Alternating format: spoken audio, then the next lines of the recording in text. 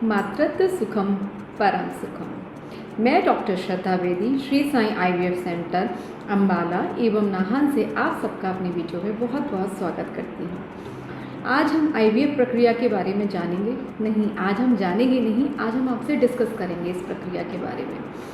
जब भी हमें अपने इनफर्टिलिटी ट्रीटमेंट के दौरान ये पता चलता है कि आप हमारे को डॉक्टर ने आईवीएफ के लिए बोल दिया है, तो हमारा मन घबरा सा जाता है। अरे ये क्या, हमारे अंदर इतनी बड़ी कमी है कि हमें आईवीएफ कराना पड़ेगा? ये क्या, ये बच्चा हमारा ही होगा?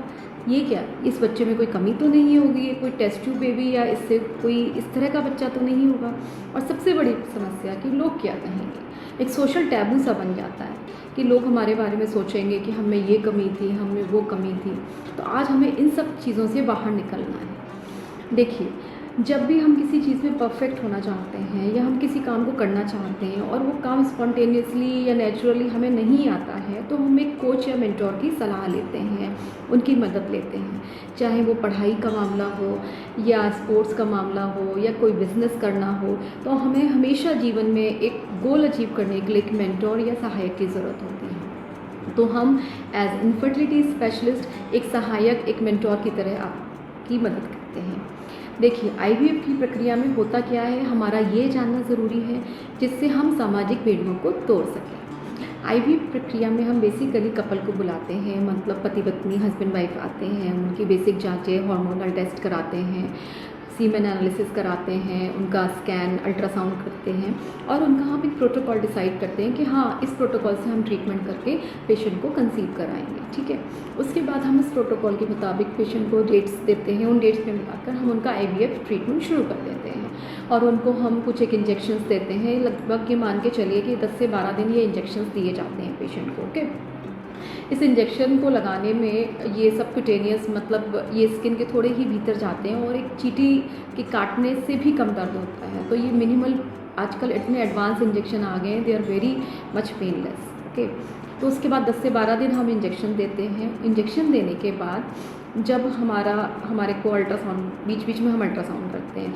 जब हमें ये लगता है कि हाँ, जो अंडाणु जिस फॉलिकल्स के अंदर रहते हैं उनका साइज 17-18 mm हो गया है और उनको हम बाहर निकाल सकते हैं, तो हम पेशेंट को एक ट्रिगर इंजेक्शन लगाते हैं। इस ट्रिगर इंजेक्शन लगाने के लगभग 34 से 36 घंटे के अंदर हम पेशेंट को दोबारा बुलाते हैं। फिर हम उनको हल्की बेहोशी देकर उनके ये जो अंडे होते हैं, जिसको ओवम पिकअप कहते हैं, इस प्रक्रिया द्वारा हम निकाल लेते हैं। मतलब ये भी प्रक्रिया हो गई पेनलेस। उसके बाद हमने क्या किया है, इन अंडाणुओं को या oocytes को हम अपनी लैब में ले गए, आईवीएफ लैब में।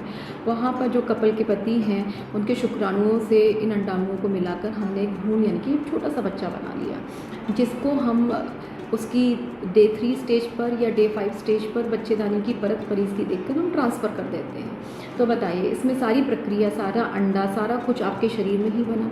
हमने सिर्फ भ्रूण बनाने की प्रक्रिया अपने आईवीएफ लैब में की। इसमें सब कुछ आपके ही शरीर से हुआ और जो बच्चा बनेगा उसको भी हम आपके शरीर के भीतर रखकर उसका सारा विकास, पूरा डेवलपमेंट आपके ही खून से, आपके ही शरीर से, आपके ही शरीर के अंदर होगा। तो इस प्रक्रिया में हमने सिर्फ आपके लिए एक सहायक का काम किया, मीन्स आपके लिए हमने हेल्प करी आपके हम कोच बने और हमने वो बच्चा रखकर आपको उस गोल तक पहुँचाया। तो मैं ये चाहती हूँ कि आइए हम इस सोशल टैबू को हटाएं और हम अब सबको गाइड करें। उल्टे आप भी, जिनका आईवीएफ होता है, वो भी दूसरे लोगों को गाइड करें कि ये कोई मतलब आपकी कोई कमी नहीं है, कोई कमी को नहीं लेके आ रहा है, बल्कि समय रहते हुए आप अपना परिवार पूरा कर पा रहे हैं, अपने घर में किलकारियाँ ला पा रहे हैं, अपने आप को संपूर्ण बना पा रहे हैं। तो इसको हम समय रहते करना और समय पर डिसाइड करना और सोशल टैबू से बाहर आना हमारे लिए बहुत ज़्यादा ज़रूरी है। तो आप मान लीजिए ट्रीटमेंट ले रहे हैं आईवीएफ का और किसी भी पॉइंट पे आपके डॉक्टर को ऐसा लगता है कि ये नॉर्मल ट्रीटमेंट सक्सेसफुल नहीं हो रहा है या उनको ऐसी चीज़ें सामने आती हैं कि जिसमें आईवीएफ प्रक्रिया का सहारा लेना पड़ेगा, तो आप उनको समय रहते अपनाएं। आशा है ये जानकारी आपको अच्छी लगी होगी। सुनने के लिए धन्यवाद।